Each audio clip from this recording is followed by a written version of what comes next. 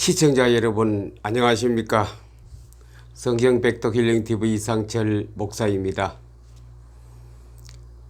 같은 대한민국 반도인데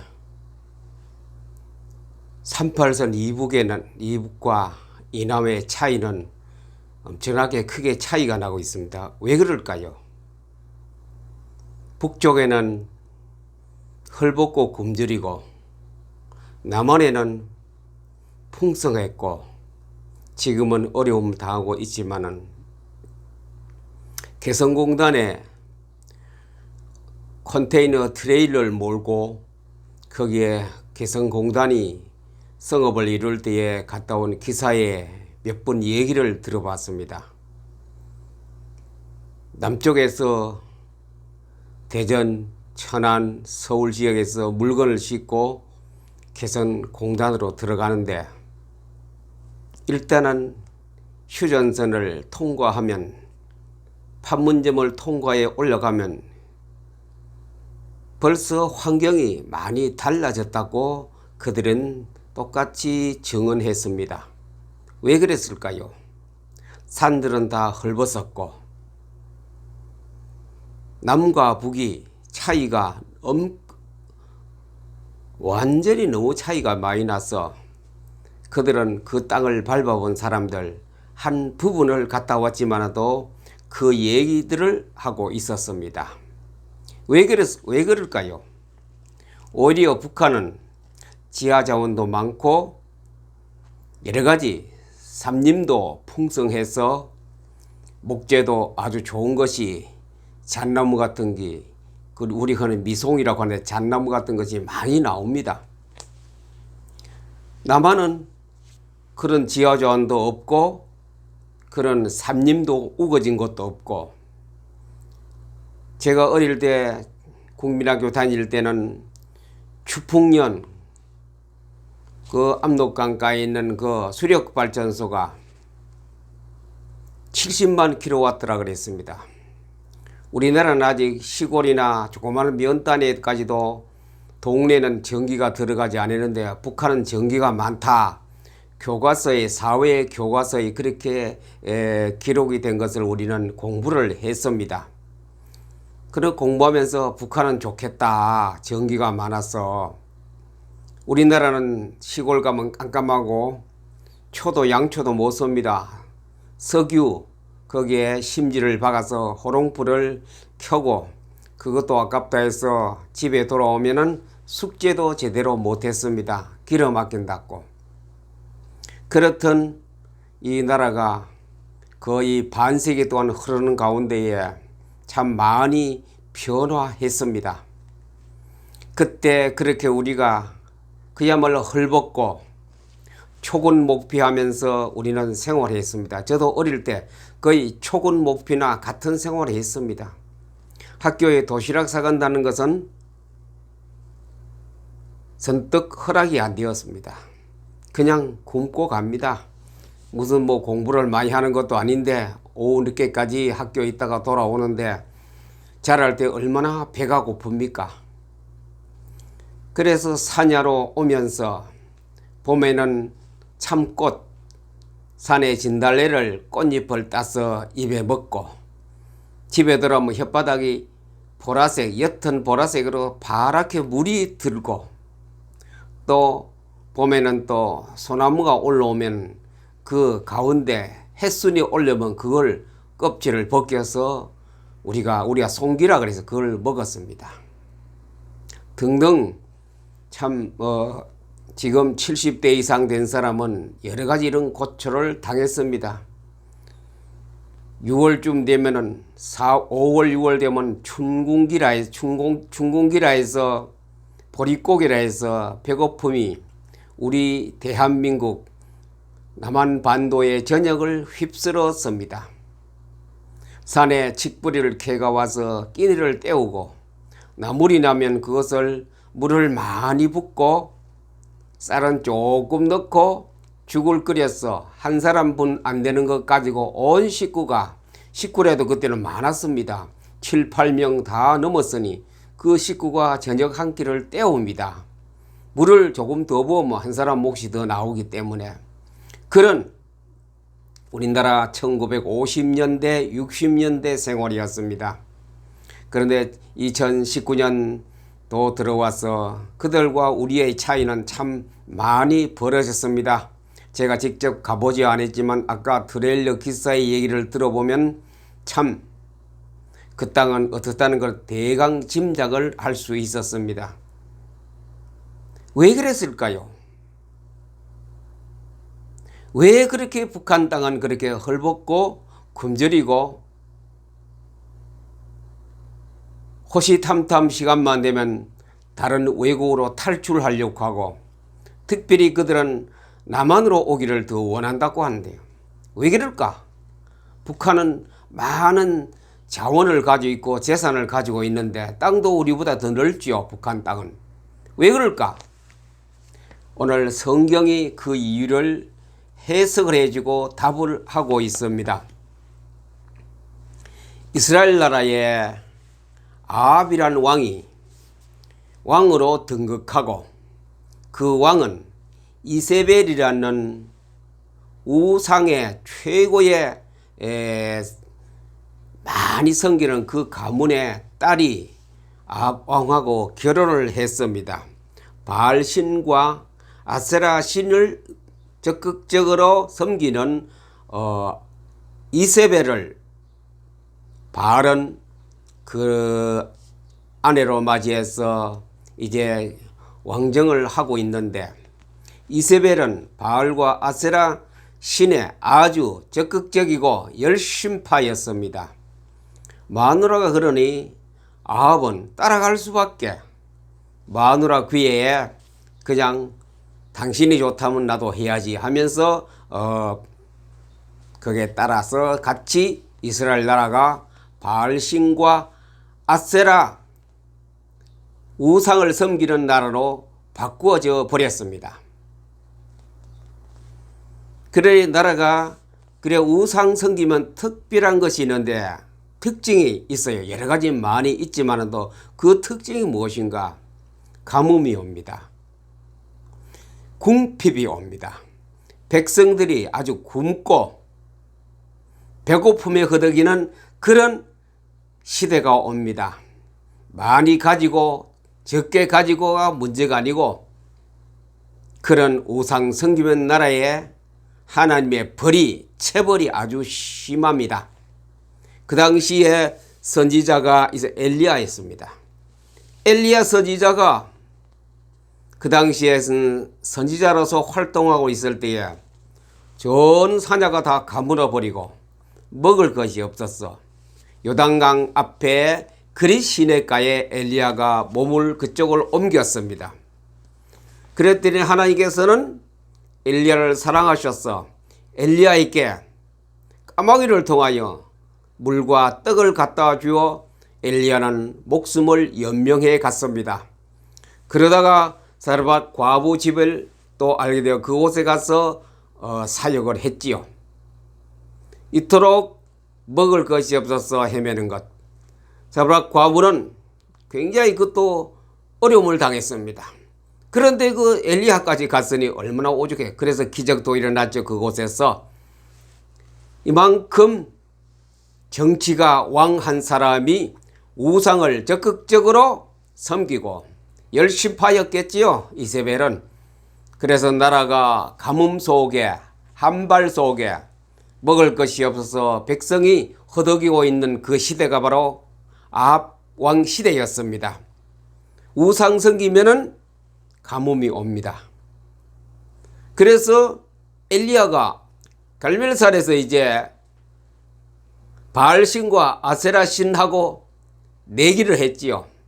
야, 너그 바알신과 아세라신을 섬기는 그 신이 참신이냐?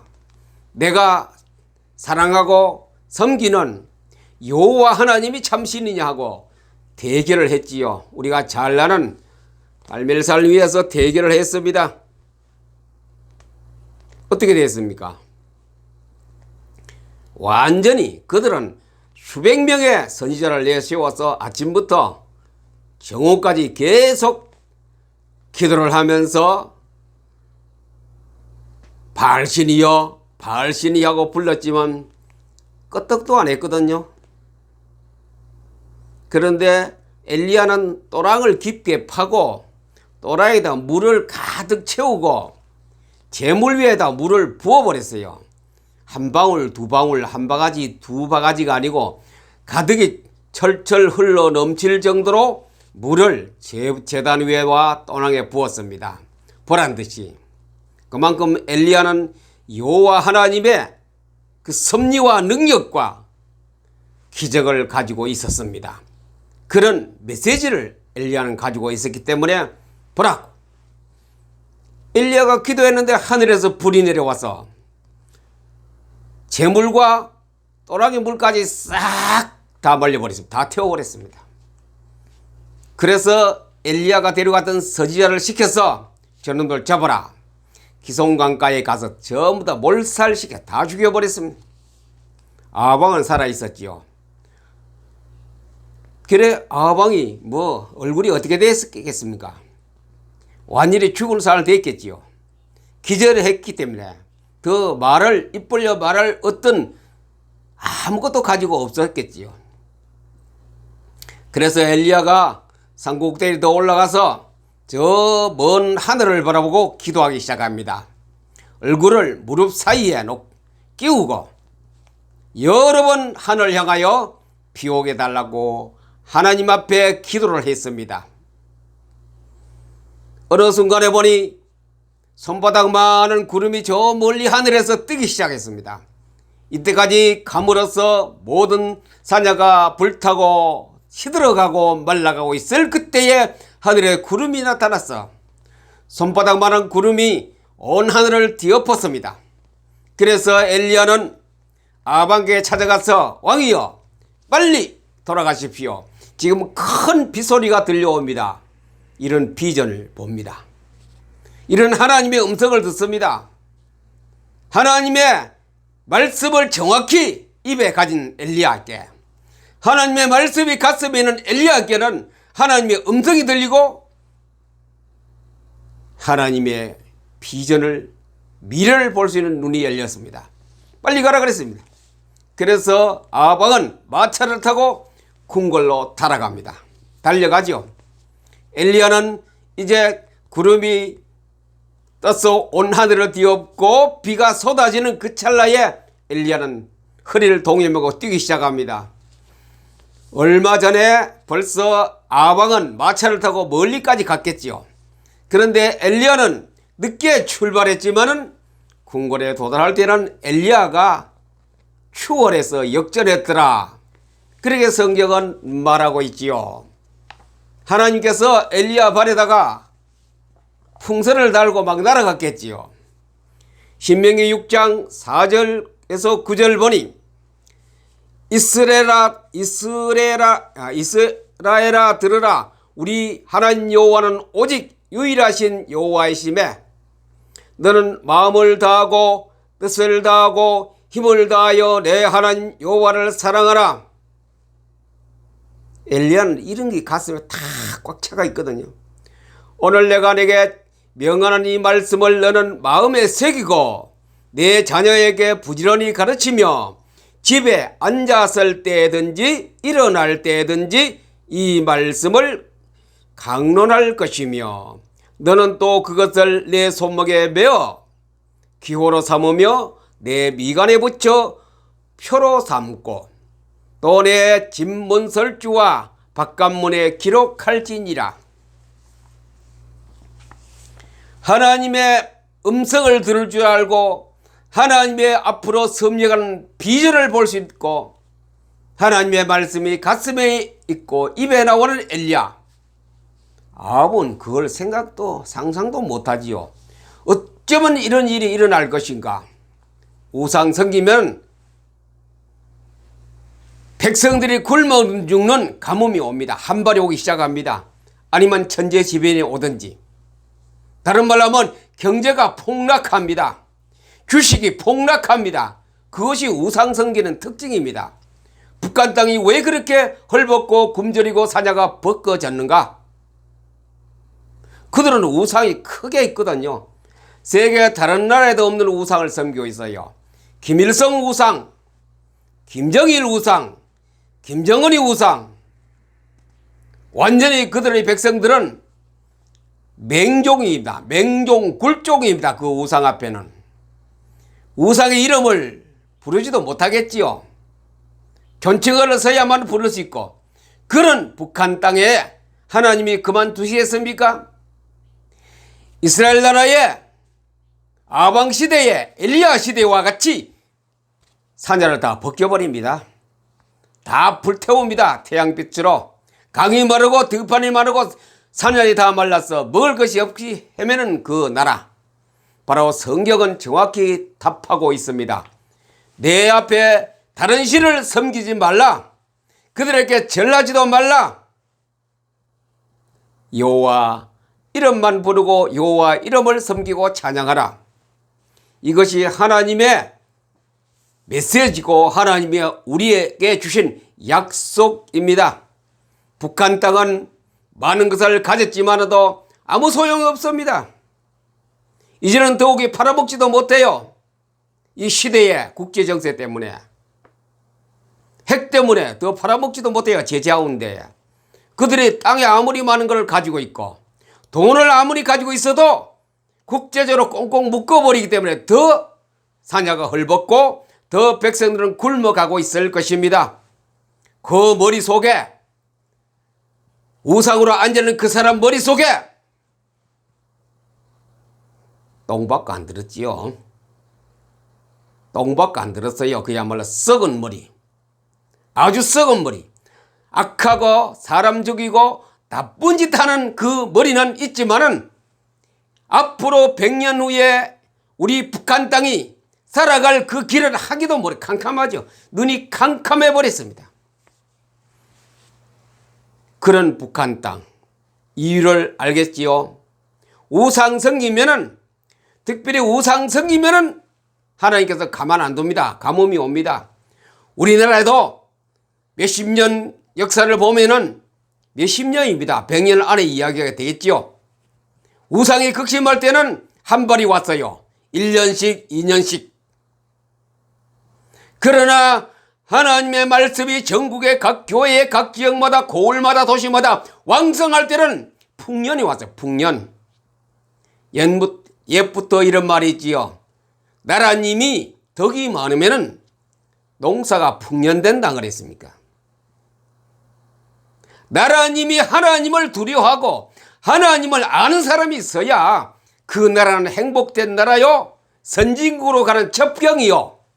백성들은 평안하고 행복하고 경제가 넉넉하고